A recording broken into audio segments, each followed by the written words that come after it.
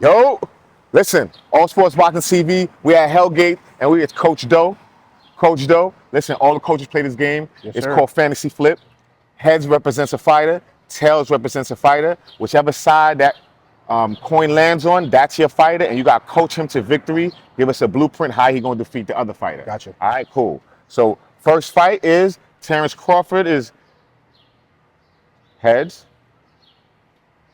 Sugar Ray Leonard is tails. Gotcha. All right? Whatever side it lands on, you got to coach whichever one to fight the other. Ready? And you ain't no 50-50, and you can't coach the other You got to call it when they flip it. Huh? Nah. Okay. When it lands, whatever side it is. Got you. You feel me? You got it? Got you. All right. Fantasy flip. Okay. Heads. You got Terrence Crawford. How does Terrence Crawford beat Sugar Ray Leonard? I'm going to say Terrence stepped to him with his aggression, with his jab. His defense, too. He's staying fundamentally sound.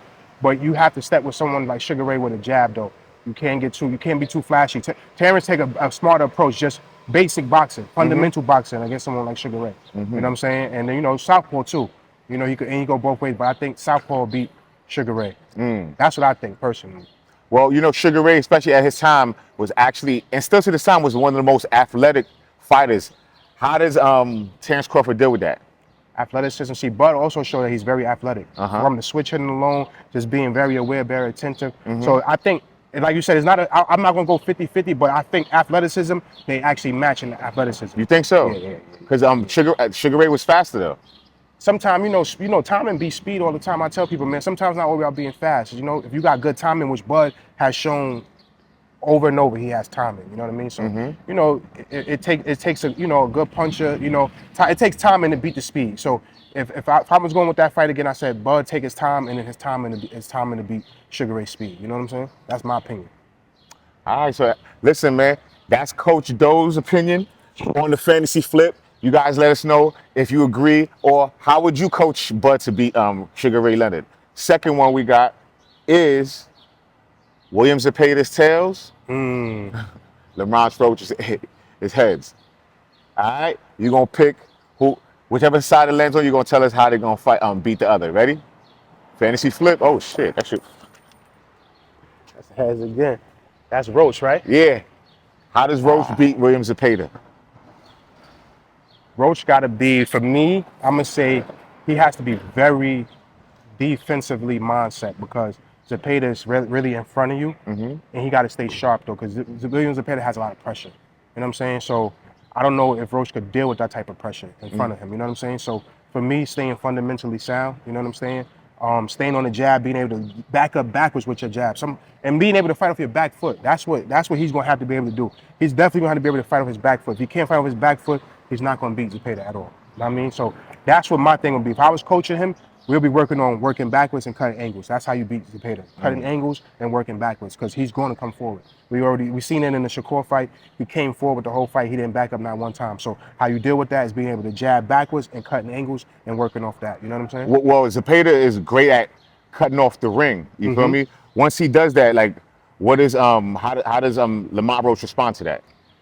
Sometimes you gotta fight fire with fire. Sometimes, like, Lamont showed that he could fight in the inside too. So I would have him fight in the spots in the inside as well, though. You know what I'm saying? But we don't want to fight his whole fight, though, because we don't know. We don't know if he's gonna have the stamina for that. You get what I'm saying? To fight like that. We know William Zepeda will. So we would fight in spots on the inside, and then, like I said, we would beat him with a jab going backwards and running him into shots. You know what I mean? And turning him. That would be my game plan. Running him into shots, turning him, and boxing backwards. Because Zepeda's gonna come forward. You're not backing Zepeda up. You know what I'm saying? So, and then, like I said, there's gonna be moments you want to have to sit there and fight on the inside, because you want him to feel your power, so that way he won't keep coming towards you neither. You know what I'm saying? That's just my opinion. You know what I mean? So are you coaching Lamont Roach to knock out Zepeda, or you coaching him to go the distance? We're gonna always press for the victory, right? We're gonna press for the, we're not training for a knockout, but if the knockout come off of what we're doing and it's working, that's what we're gonna go for. You know what I'm saying? So if we hurt him, yeah, we're gonna press for it, but we're not going in there just looking for the knockout. You know what I mean? You're always going in there for the victory, but if the opportunity comes to stop your opponent, that's what you press for as well. You know what I'm saying? Yeah. Definitely. Okay, I like that. All right, so hold on. Where's the coin? I don't even know where the coin at. Right. I got one. I got another one. Listen. Okay. The last one. Prime Roy Jones is tails. versus prime Andre Ward. We was talking about this fight That's before heads. too. All right. So tails is prime Roy Jones. Heads is prime Andre Ward. Fantasy flip. Oh shit. That is Heads. heads. Oh shit. That's Andre Ward. Andre Ward. And honestly, How do you coach Andre Ward to beat Roy Jones? one, just the jab, and then also Roy Jones. Andre Ward's gonna have to be dirty in this fight. He's gonna have to be a lot physical. But I think Andre Ward beats him. Why? Because Andre Ward, to me, like I tell people, he's the best. And I'm gonna say what it is. He's the best boring fighter. He knows how to slow the pace down. So I think that frustrates Roy. He's not gonna fight at Roy pace. He's not gonna be all fast paced. Andre Ward is gonna slow that fight all the way down, and then it's gonna become into an inside fight. You know what I'm saying? So in those spots, Andre Ward is always shown that he has a great jab, and he's also dirty on the inside, and he has great. If you really go back and study Andre Ward has some of the best inside work in boxing by far. And we see it with Terrence Crawford and Shakur right now. By far, Andre Ward. So to me, we were just talking about this fight. I think Andre Ward could beat Roy Jones, prime Roy Jones, because So how you coaching him to victory? how I'm coaching him to What's the victory. blueprint? Okay, so I'm always firm. We always stepping with the jab. You know what I'm saying? Stepping with the jab. Andre Ward also has to be very defensive sound too, because the speed of Roy Jones. You know what I mean? Roy Jones do have those moments where he could be very, because he's a very athletic fighter. But see, that's what got Roy Jones to a lot of his victories was his athleticism. But Andre Ward to me is just the smarter fighter. You know what I mean? He's the more technical and the smarter fighter. And sometimes, Roy Jones' athleticism, it shows, but with a fight like that, you have to have a lot of technical things that's going to have to work for you. And Andre Ward has all of those, from inside to the jab to staying. See, a lot of people, what I love about Andre Ward, Andre Ward always believed that his jab doesn't come back home and stays here. So that was his first line of defense, was his hand fighting. You know what I'm saying? And then again, on inside, Andre Ward is mean on the inside. A lot of people, if you go back and study him, Andre Ward can fight very good on the inside. All right. So what if Roy Jones keeps the game on the outside and then keep throwing them hands from the hips like he's doing? Like how does Andre Ward Again, deal with that's that? going to have to come with timing, and Andre Ward has that. You know what I'm saying? Like again, because he's going to be able to slow the pace down, so it's going to make the fight real boring for Roy. Where he's not going to that athleticism is going to be there, but it's not going to be like how sometimes the crowd get into the fight because you know what I mean. It's at a fast pace and it's going. Andre Ward is taking the crowd out of it. He's taking everybody out of it. It's just going to be him and them, and he's just going to make it so slow, so boring that. I think, honestly, Roy might fall asleep in that fight and might not be so aware.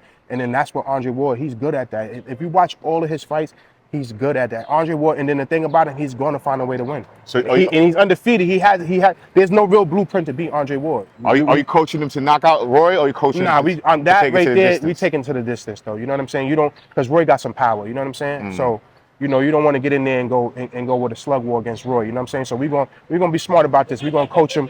Listen, fundamentals, 1-2, step behind the jab, everything, defense responsible. You know what I mean? And then when we got to tie him up. You know what I mean? That's part of boxing. People be like, oh, it's boring. But sometimes tying your fighter up and then stepping off and then working on the inside, that's part of boxing. And then Andre Ward is great at that, man. He's great at that. All right, listen, man, All Sports Boxing TV, man. That was Fantasy Flip, and we got Coach Doe, man. Yes, sir. All right.